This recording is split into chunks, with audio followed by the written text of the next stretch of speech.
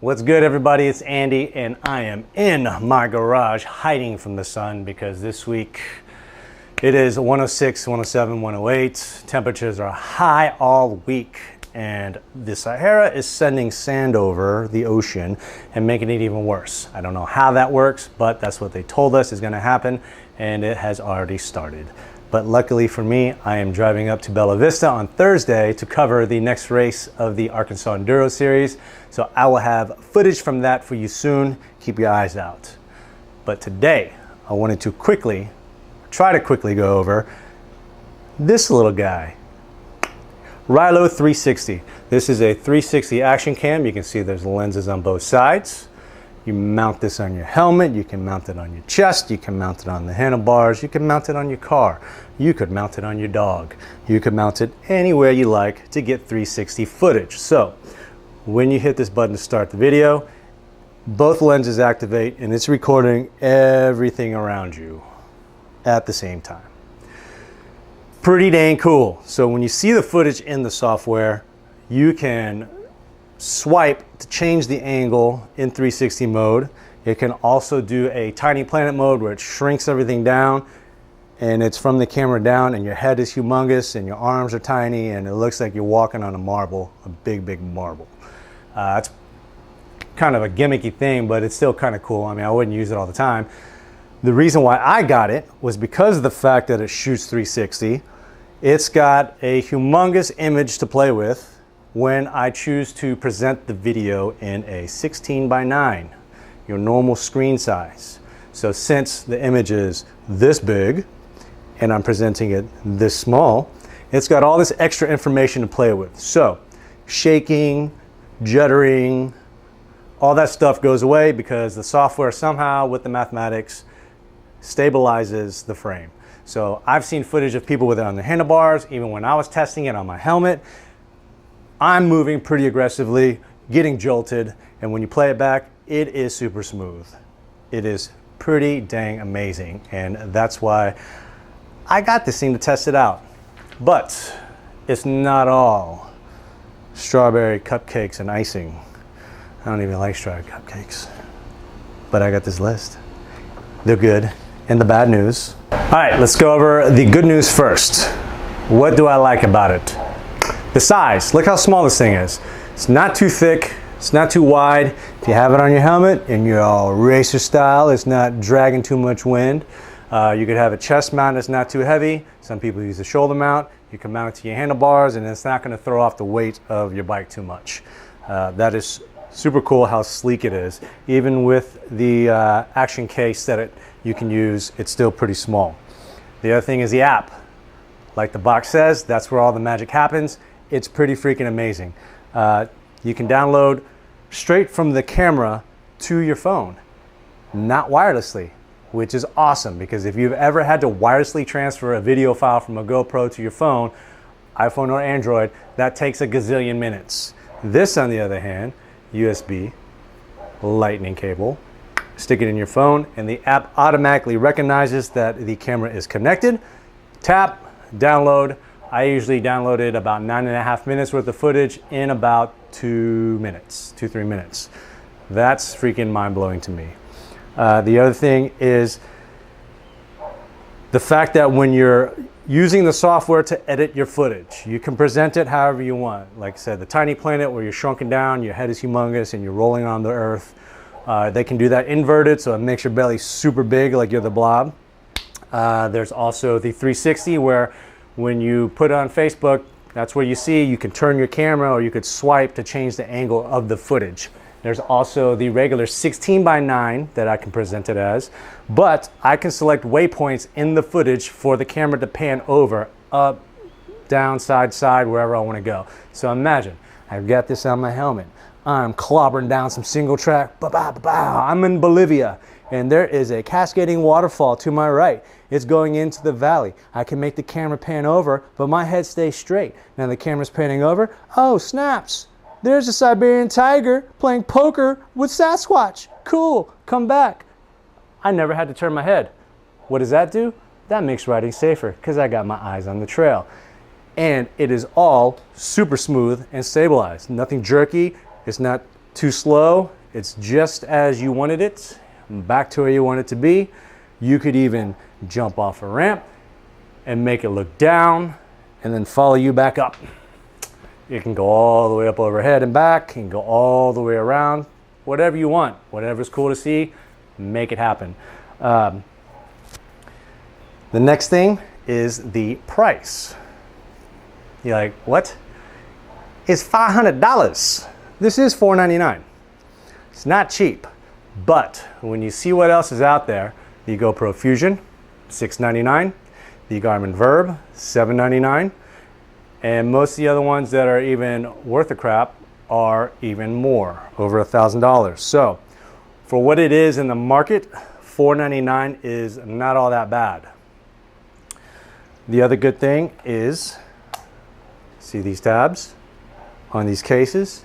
Yes, they are GoPro compatible. So this is actually the everyday case that the camera comes with. Slide this sucker in, close it up. Bow! Comes with this little handle. Slide that in. Oop. Put the knob, tighten it down, and you can walk around 360 everything. The only issue is this camera is not weather resistant. So if it were to get wet, or if you're in some dusty situations, you may run into problems. So they make the adventure case. This helps prevent it from getting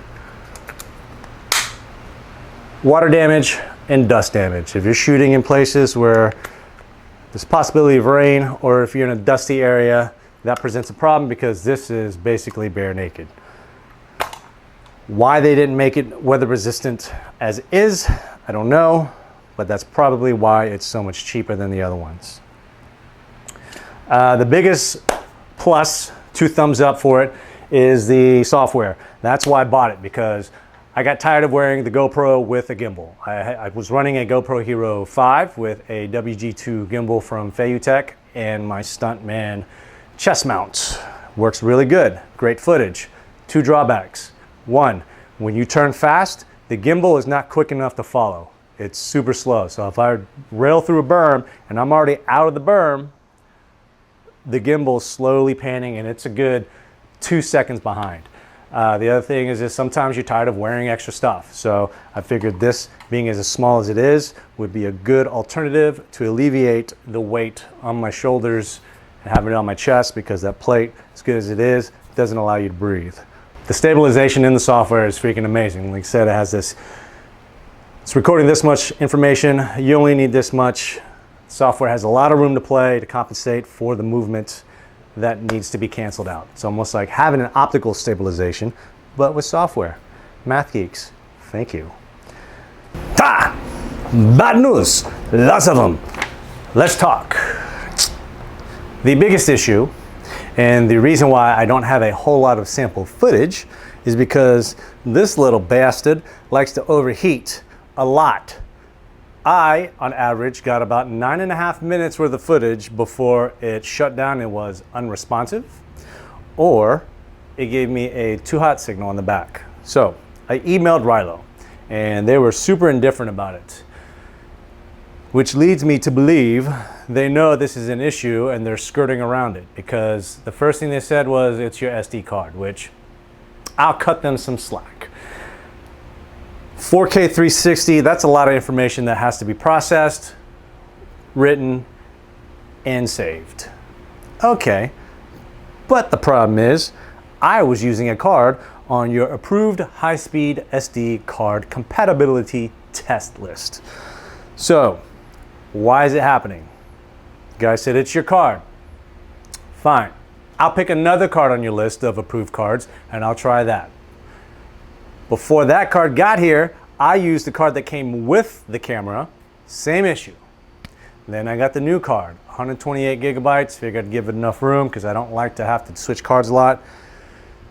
On your approved list. Popped it in, put it on, and said, please work.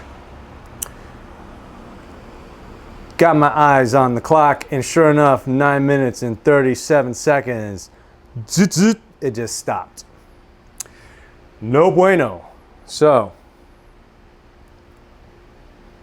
what do? There's nothing I can do. I went and picked up another camera. I went to Best Buy, picked up a second camera, tested it. All 3 cards, same problem. 9.5 minutes, nothing. I went on Facebook, found a group of Rylo users. They know it's happening too. A lot of people complain about overheating. This adventure case, they were drilling holes in this thing. It looked like it was Swiss cheese. Holes, holes, holes everywhere to get some airflow, and theirs are still overheating. Doesn't matter how cool the camera is or how awesome the app is if you can't record more than 9.5 minutes. Now, if I was only using this to record stages of a race, fine, that might work because most races around here, stages are not longer than 9.5 minutes with exception of maybe 1 or 2. But that's during the season where it's not as hot. And I guess I should tell you that when I was testing it, it was in the mid 80s to low 90s. I had it mounted on my helmet. I was on my motorcycle, in and out of shade, in and out of direct sunlight, constantly moving, 6 miles per hour up to 45 miles per hour. So there's constant airflow. I'm in the shade, in and out, still happens. So imagine if you were mountain biking on a hillside out in Phoenix, direct sunlight the whole damn time, you're gonna run into a lot of problems. It's another issue I have, is this adventure case. They stopped using these with GoPro 4s. The Hero 4 was the last camera to have this case. Hero 5 was self-contained, weather resistant and water resistant. Why can't Rylo do it? Don't know why, but probably why they cost less than the other ones. Still, this hurts to have to buy this. One, it deteriorates the image quality because this protective lens cover, it's not clear. It's not super clean. I scrubbed out of it with a lens cloth, inside and out. And on some of the footage, when it's moving around, you can see spots on this lens coming up in your footage. That's not good. The seal around here is not complete. One side's higher than the other. It shows that the rubber gasket is somewhat doing its job, but it's not very reassuring. I definitely would not feel good taking this underwater. I'd be fine with it on my helmet during a shower or rain, but not scuba diving. And the biggest problem with this, other than up your image quality, it's 70 bucks. This is marketed towards action camera usage. Adventurers, people that are out in the field, trying crazy stuff. Why am I paying $500 for the camera and then having to pay $70 for this plastic case that's not even any good? It does come with this case, the everyday case, which has a lot more ventilation than the adventure case, but I still had the same overheating issues because when I tested it, I said, let's try it in the same temps with different cards, same issue. Let's try it without the protective case and use the everyday case where there's tons of airflow, same issue. So it's not operator error because all the other people online are complaining about it too.